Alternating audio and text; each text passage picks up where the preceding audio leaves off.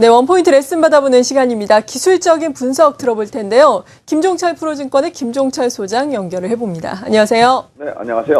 네, 미국 증시가 상당히 또 강한 모습입니다. S&P 500 같은 경우에는 사상 최고치를 또다시 경신했다라는 소식인데 우리나라 같은 경우엔 지금 반등폭이 나오고 있지만 반등폭은 상당히 미미한 양상이거든요. 어떻게 봐야 되겠습니까? 네, 일단 먼저 미 증시와 우리의 가장 큰 차이점은 역시 뭐니 하더라도 펀더멘탈과 유동성이다라고 얘기할 수 있겠습니다. 우리나라 증시를 미국 증시를 보면서 우리가 잠깐만 이제 디커플링이다 이렇게 얘기하는데 그건 어찌 보면 당연한 거죠. 왜냐하면 우리는 금리 수준도 미국과는 다르고 또 경기가 회복되는 속도도 다르기 때문에 이걸 갖다가 왜 우리가 미국 증시를 못 쫓아가느냐라고 얘기하는 것 자체가 사실은 모순적인 부분들이 되는 겁니다. 하지만 중요한 것은 우리가 우리 경제에 영향을 많이 미치는 것이 미국이기 때문에 그래도 그쪽이라도 좀 잘 돼줘야 또 우리가 나중에 후일을 기약할 수 있지 않나라는 측면에서 우리가 미국 증시를 자꾸만 보는 거죠. 일단 미국은 역시 가장 첫 번째는 경기지표 호전입니다. 지난번에 미국 증시가 좀 조정을 받을 때 순간적으로 한번 심하게 조정받은 적이 있었죠.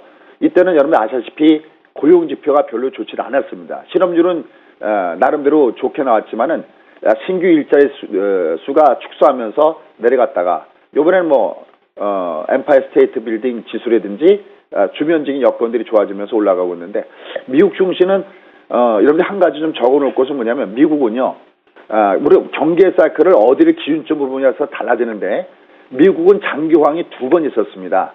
한 번은 월남전이 있었을 때 한 8년 정도 호황이 있었고요.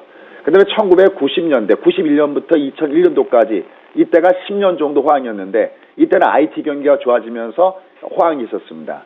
그러니까 그때가 각각 8년하고 10년 사이클이거든요. 그러니까 여기를 포함시키지 않았을 때 미국의 경기 사이클은 짧은 사이클인데 여기를 포함시키면 경기 사이클은 길어집니다. 그래서 지금은 통상 미국의 경기가 얼마 주기적으로 움직이냐 그럴 때는 알아두실 게 79개월 사이클입니다. 이 중에서 이제 중요한 것은 사이클이라는 것은 확장기, 즉 경기가 좋을 때도 있고 수축기, 경기가 나쁠 때도 있는데 경기가 좋아지는 사이클이 66 사이클입니다. 그러니까 대략적으로 한 5년 반 정도가 움직이는 사이클이죠. 근데 지금 미국의 경기 사이클을 보면은 바닥점이 어디냐라고 봤을 때 예전에 앞에 바닥을 보니까 전미 경제 연구소에서 나온 내용을 보니까 2009년도 6월달 정도를 경기의 바닥점으로 보고 있습니다. 그러면 지금까지 올해 지금 1월달까지 경기 사이클이 얼마냐면 55개월째예요.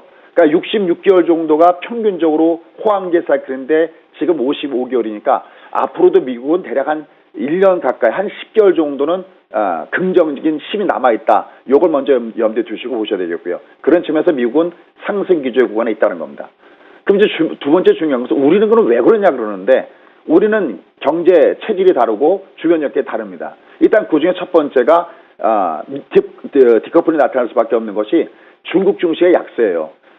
중국이 좀 잘 돼줘야 우리가 중국에다 중간재, 다시 말해서 우리가 중간재를 수출해 준 다음에 중국이 그것을 가지고 완성품을 만들어서 미국이라든지 특히 유럽이라든지 이런 데 판매가 잘 되는데 아시다시피 중국은 이미 지금 저점을 살짝 깨면서 내려가고 있는 이런 모습이기 때문에 중국 증시의 약세가 나타나고 있다. 그래서 우리가 왜 시험을 보면은 평균 성적을 내죠. 국어하고 수학을 보면 평균 성적이 얼마일 땐 더해서 2로 나누는데 마치 우리나라 증시는 미국은 위로 올라가고 있는데 중국이 저점을 깨고 내려가고 있으니까 둘을 더해서 나누기 2한 그 정도의 위치에 있기 때문에 이건 사실 냉정하게 보면 디커플링이라고 할 수 없는 게 자연스럽게 현재 주가 위치를 보이고 있다라고 얘기할 수 있겠죠. 그럼 우리는 언제 좋아지느냐?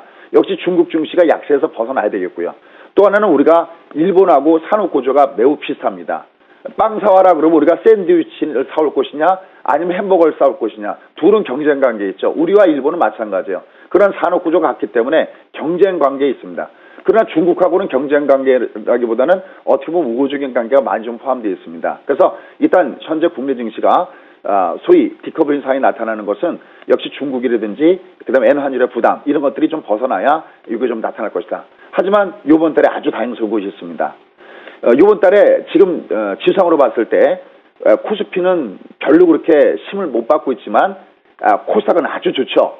코스닥은 이번에 월 양의 국면에 놓여있으면서 모양이 좋습니다. 그래서 지금은 그래도 전체 종합의 힘은 좀 떨어지고 있지만 종목 장세가 나타난다는 점에서는 상당히 우호적이고 또 하나 지난주 화요일 날 말씀드렸지만 코스피가 약세 현상을 보이는 것은 다행이지만 우리가 탄성의 한계, 다시 말씀해서 추세선은 월봉상 1914거든요. 여기는 그래도 안 깨지고 조정받고 있다는 점이 그래도 지금은 좀 다행스러운 모습이다. 이렇게 해석할 수 있겠습니다. 그리고 지수의 현황을 보면은 코스피 같은 경우에는 그래도 5일선이 약간 상승으로 추세를 틀고 있습니다. 물론 월봉상으로 보자면은 여전히 코스피는 음봉을 기록하고 있지만 그래도 밑꼬리를 달고 올라오고 있다는 점은 다소 긍정적으로 봐야 할 것 같은데 이러한 부분에서 원포인트 레슨은 어떤 점이 필요할까요? 예, 맞게 지적하셨습니다. 월봉상 음봉이라는 것은 이번 달에 코스피는 약간 버려져 있다는 거고요.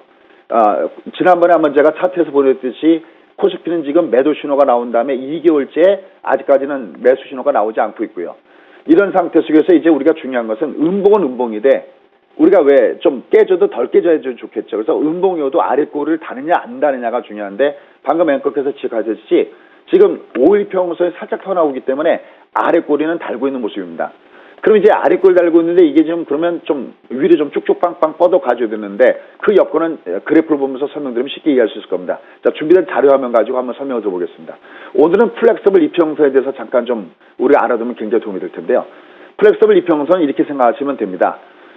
캔들은 이동평선의 영향을 받습니다. 그래서 우리가 보통 트렌드를 얘기할 때 이동평선의 기울기가 어떤 기울기에 있느냐 이걸 설명하거든요. 한번 보시죠.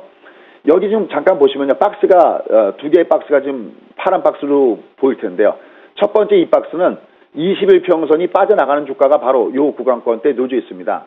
그러니까 여기는 이제 20일 평선이, 상승으로 전환하기 위해서 싸워야 되는 지수인데 지금 5일 평선은 지금 밑에서부터 살짝 턴하고 있기 때문에 주가가 밑으로 음봉을 보면서 밑으로 내려가다가 이게 밑으로, 5일선에 턴하면서 아랫골 달고 있다는 건 저점에 대기 매수가 있다는 거거든요. 그러면 이 몸통의 무게를 좀 가볍게 하려면 이게 이선도 돌아가야 되는데 이게 지금 싸워야 되는 주가가 여기에요. 즉 다시 말해서 21평선 당분간 밑에 위에서부터 내려갈 수밖에 없는 21평선의 매물 소화를 갖춰야 되는 거고요. 근데 바로 위에 녹색선 잠깐 좀 보시면요. 녹색선은 61평선이거든요. 그럼 석 달 전이거든요. 한 달, 두 달, 석 달. 바로 여기입니다. 여기 보면 이게 60선의 물량이 여기에 매달려 있어요.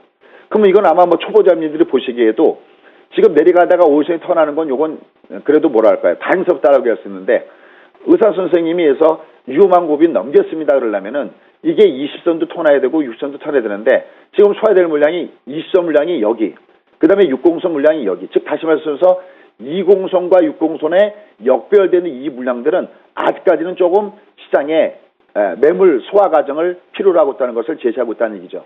그래서 지금의 주가의 구간은 밑으로 내려갈 때 5일선이 저점의 매수가 형성되면서 올라가고 있다는 점에서는 하단에서 나름대로 저점 매수는 형성되고 있다. 굿. 근데 위로 올라갈 때 아직 2선과 6선의 기울기가 하향 기울기이기 때문에 거기 가까이 가면 갈수록 매물의 영향은 받을 것이다. 라는 것이 배드. 그래서 결국 지금 주가의 패턴은 하단에서 저점의 매수와 코스피는 상단에서 매도세가 같이 나오는 하나의 가주권대 영역에서 여러분 접근하시면 좋겠다 판단되고 있고요. 대신 이러한 과정에서도 앞서 설명드렸던 대로 코스피 쪽에서도 월 양으로 움직이는 거 방금 말씀드렸던 대로 21선과 6선이 지수처럼 내려가는 게 아니라 상단으로 움직이는 조목 장세는 형성되고 있다는 것이 다행스럽고요. 대신 코스피는 좀 더 위아래 왔다 갔다 하면서 물량 소화 과정은 거쳐야 되겠다라고 판단되고 있고요. 대신 코스닥은 이번 달에 월량이기 때문에 종목 장세 흐름은 좀 더 이어질 가능성이 있다는 점에서 포커스는 지수보다는 종목 쪽에다 맞추는 것이 이번 달은 정석적인 매매 플레이다라고 얘기할 수 있겠습니다. 네, 이렇게 기술적인 분석에서부터 또 원포인트 레슨까지 받아봤습니다. 김종철 프로증권의 김종철 소장이었습니다. 고맙습니다. 예, 감사합니다.